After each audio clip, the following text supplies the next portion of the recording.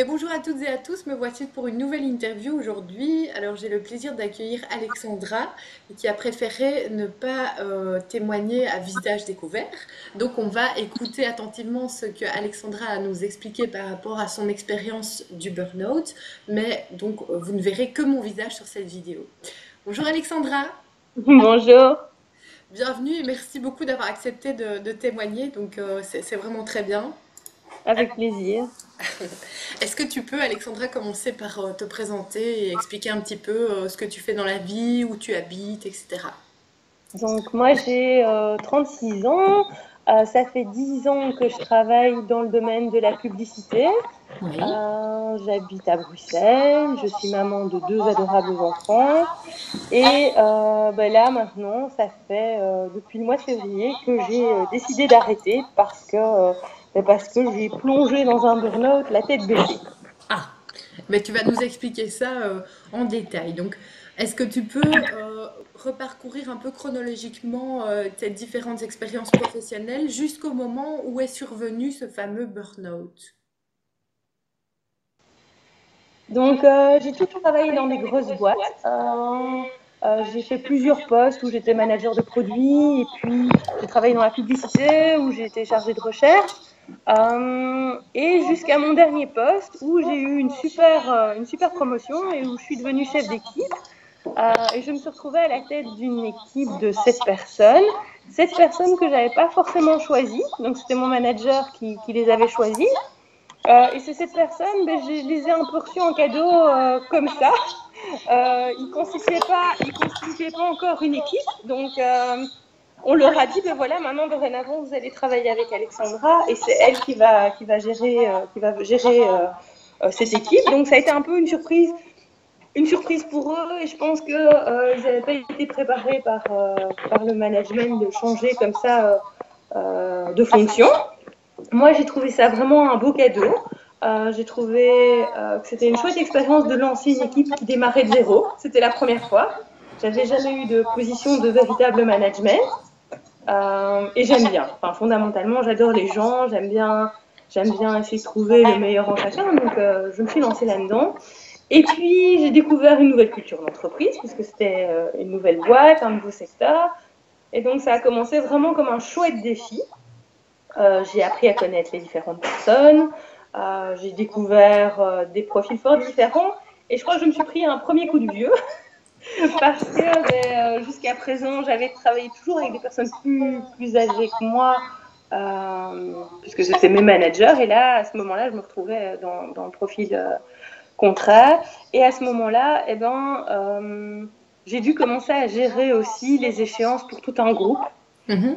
Pour moi, ça a été très, très, très difficile de devoir compter sur les autres. Ok.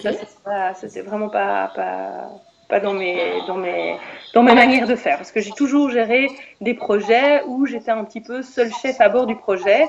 Et donc, quand il y a du retard, il suffit de travailler un peu plus tard en soirée, une nuit, et puis on a rattrapé le retard. Mhm. Ça dépendait que de moi. Là, je dépendais du travail des autres aussi avec une pression temporelle que j'avais jamais connue. J'ai découvert dans cette boîte les timesheets où on doit encoder le temps de travail. J'ai découvert aussi une pression de réalisation puisque j'avais des objectifs très chiffrés ce coup-ci. Et donc au départ, ça a été vraiment un vrai challenge en me disant, voilà, je découvre un nouvel univers, ça va être gérable, etc. Et et voilà, je me suis vraiment lancée là-dedans. Et puis petit à petit, je me suis rendu compte qu'il y avait des choses qui devaient qui devaient venir de moi, mais que j'arrivais pas à gérer.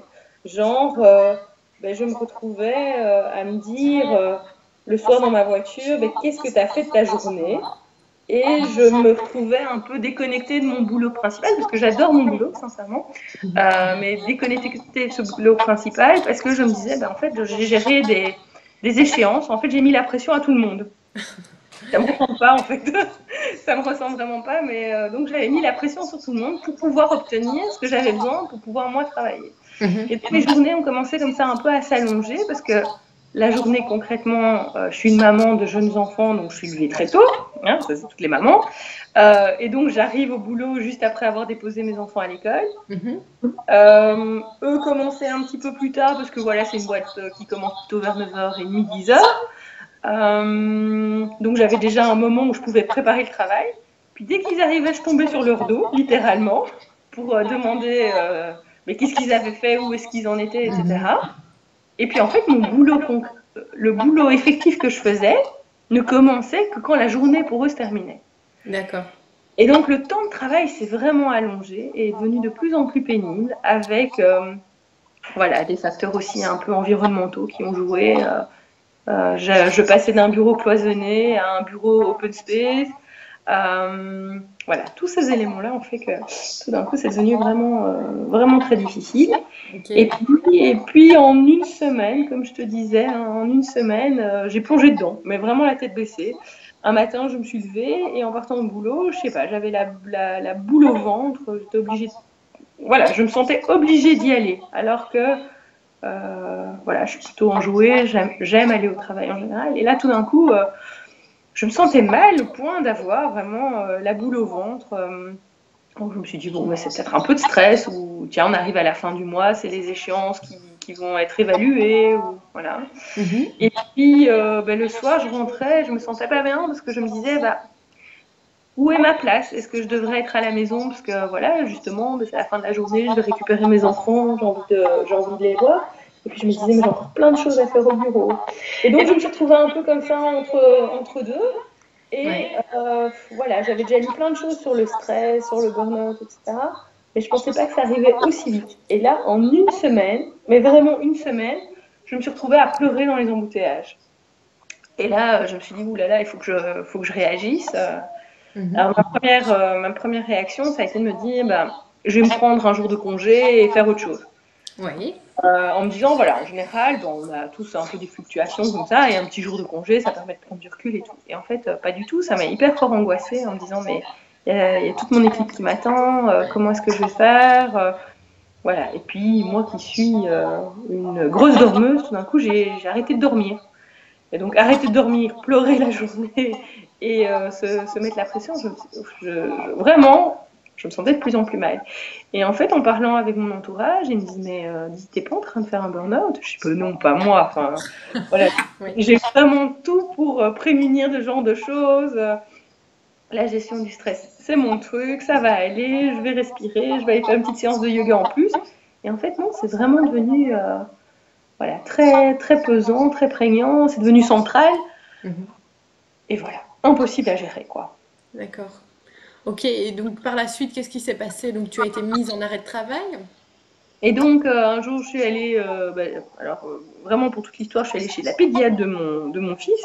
Et elle m'a dit, mais vous, ça va vraiment pas. Et le simple fait que quelqu'un me dise, mais vous, ça va vraiment pas, je me suis mise à pleurer dans son cabinet.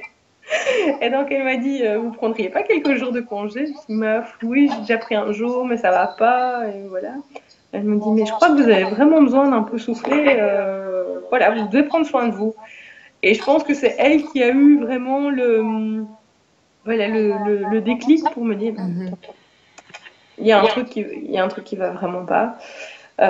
Et au moment où je suis rentrée, je me vois encore dire à mon mari, je dis, tu sais, j'ai été pleurer chez la pédiatre, et donc il était mort de rire lui, mais il me dit, mais ça m'étonne pas, je m'attendais à ce que tu craques à un moment, mais je savais pas quand. Et voilà. Et donc, ça a été une grosse baffe parce que je m'y attendais pas, et je m'y attendais pas comme ça à ce moment-là, alors que j'ai eu une super promotion, que c'était un poste dont j'avais rêvé. Donc ça a été vraiment la grosse surprise. Ok.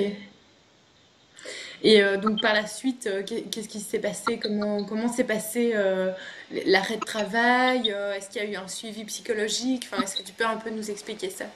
Alors, j'étais chez mon médecin qui est quelqu'un de très humain, qui m'a dit, je crois que tu as vraiment besoin qu'on prenne soin de toi pendant quelques temps. Donc, il m'a donné un petit médicament pour dormir.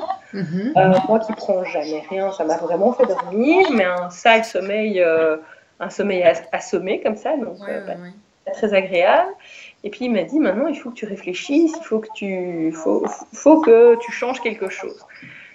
Et je me suis dit que j'allais le dire assez ouvertement au boulot, parce que je crois que c'est pas le genre de choses que j'avais envie. Enfin, voilà, je voulais pas le cacher, parce que je trouve que. Et donc j'ai expliqué, je dis voilà, je ressens vraiment un mal-être, je sais pas ce qui se passe, mais il y a quelque chose qui va vraiment pas, et moi j'ai besoin de prendre un peu de recul. Et ils ont été vraiment très cool en me disant ben voilà, on comprend, ça peut arriver. Voilà, prends du temps pour toi, réfléchis et prends ce recul.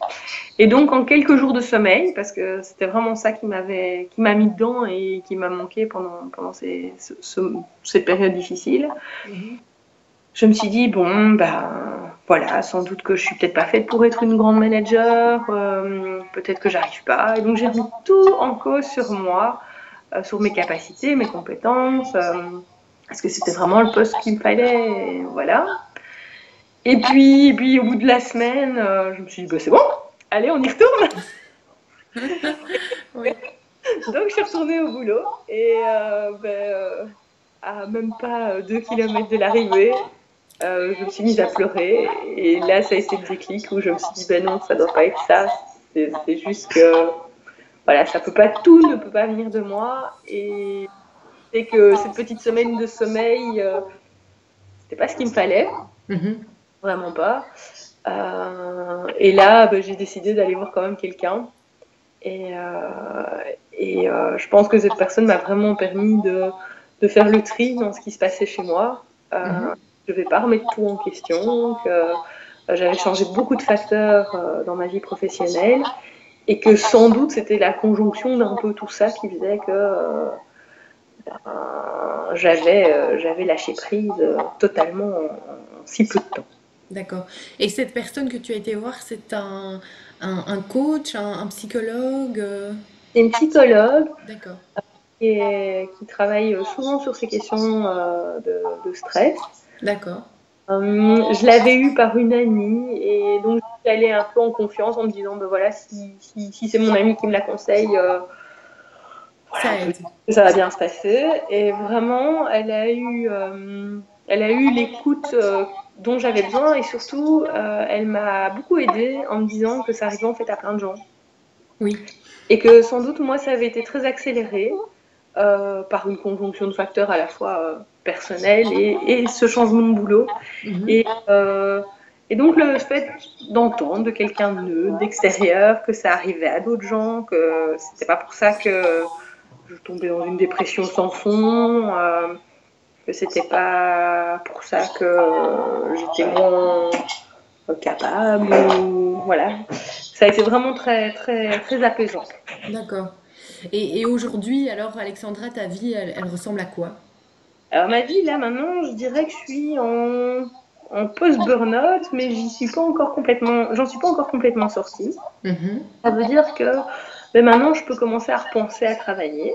Ça ne m'angoisse pas, je me lève pas en pleurant ou en me disant que ça va être difficile, donc je retrouve un peu mon élan.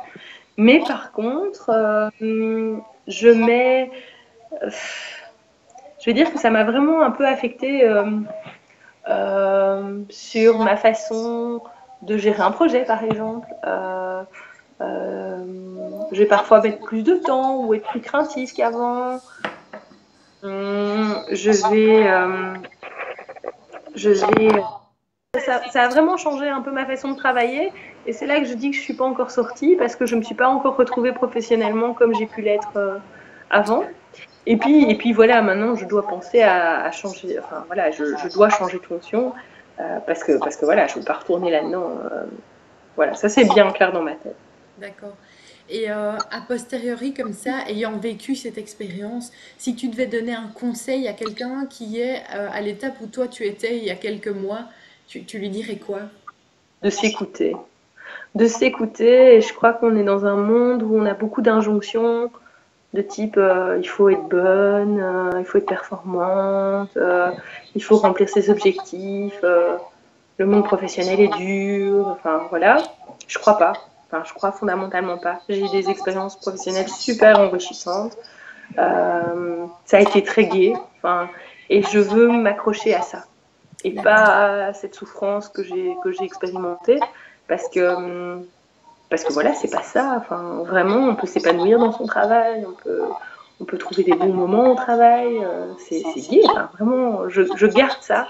Mais voilà, tout d'un coup, il faut s'écouter et dire que cette boule au ventre, elle était là pour quelque chose, quoi. Ok, super. Ben, un tout grand merci Alexandra pour ce message très positif, finalement. Je te remercie d'avoir eu le courage de nous parler de ton expérience et j'espère que ça servira à de nombreuses personnes. Bah, avec plaisir, j'espère aussi. Je te souhaite une belle continuation. Merci, toi aussi. Au revoir Alexandra, bon week-end. Au revoir.